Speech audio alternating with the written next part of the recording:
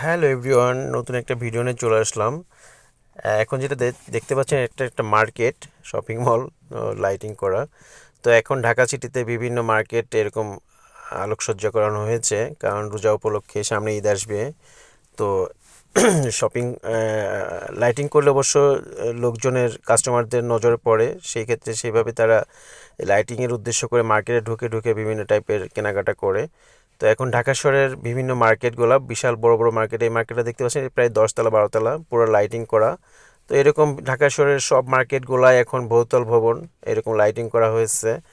তো পুরো ঢাকা সিটিতে এখন বিয়েবাড়ির মতো আলোকসজ্জা করা হয়েছে, বড় বড় মার্কেট, ছোট মার্কেট, ইভেন কি সিঙ্গেল সিঙ্গেল দোকানগুলো এরকম লাইটিং করা হয়েছে। তো দেখতে ভালোই লাগে সন্ধ্যার পরে যখন রাস্তায় বেরোনো হয়, শপিংয়ে বলেন বা ঘুরতে বলেন, তো এরকম লাইট দেখলে ভালোই লাগে।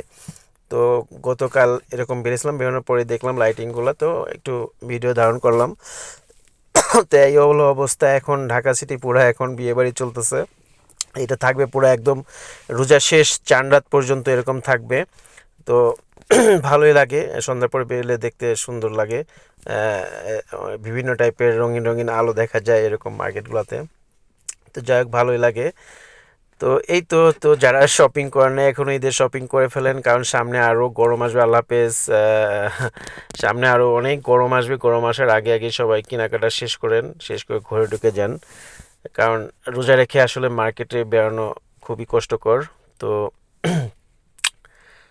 এই হলো অবস্থা, সবাই ভালো থাকবেন। আল্লাহ হাফেজ, বাই বাই।